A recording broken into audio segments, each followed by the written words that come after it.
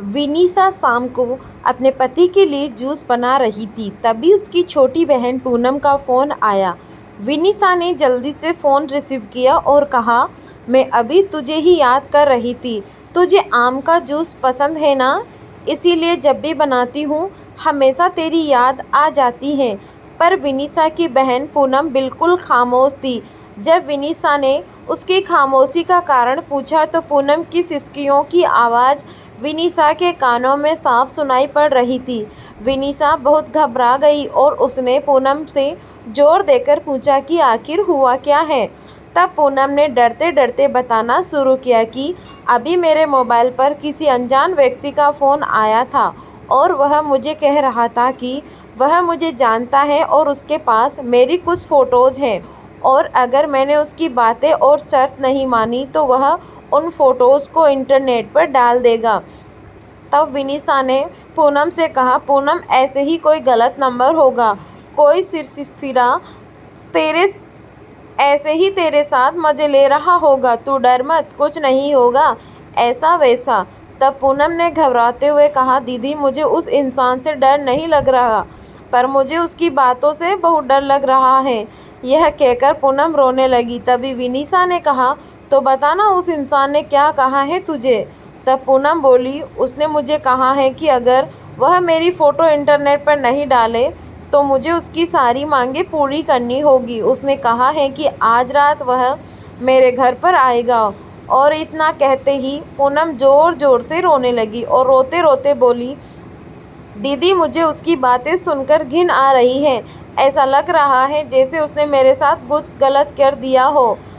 अगर अभी वह मेरे सामने आ जाए तो मैं उसे इसी वक्त जान से मार दूंगी।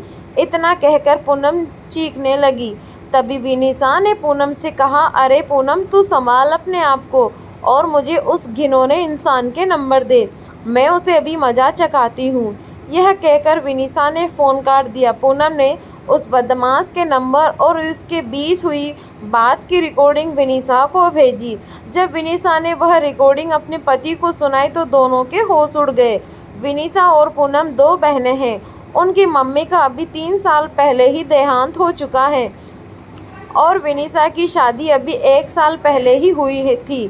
घर में बस अब उसके पापा और पूनम ही हैं।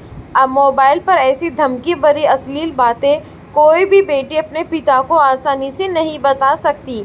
इसीलिए पूनम ने सारी बातें अपनी दीदी विनीसा को बताई। अगले दिन ही विनीसा और उसका पति पुलिस स्टेशन पर जाकर उस इंसान के खिलाफ पुलिस कंप्लेंट करवा आए। बाद में जब पुलिस ने छानबीन की तो पता लगा वह लड़का पूनम के मोहल्ले का ही निकला जो मानसिक गंदगी से पीड़ित था।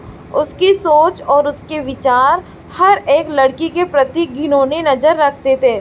उसे पता था कि पूनम की मम्मी का देहांत हो चुका है और वह दिन भर घर पर अकेली रहती है और वे उसका फ़ायदा उठा सकता है। और वह लड़का अपनी बुरी नज़रों और घटिया बातों से पूनम की आत्मा के साथ खिलवाड़ कर रहा था। पर बाद में जब उसे पुलिस ने पकड़ लिया तो उसे जेल की सलाखों के पीछे जाना पड़ा।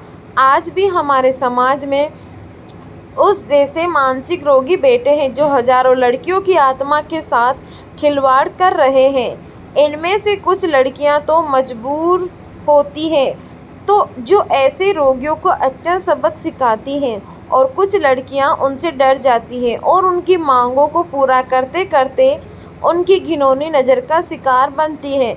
पर आज समय आ गया है कि ऐसे मानसिक रोगियों को हम लड़कियां ही सबक सिखा सकती हैं। इसीलिए लड़कियों को उनसे डरने की बजाय उनका डटकर सामना करना चाहिए।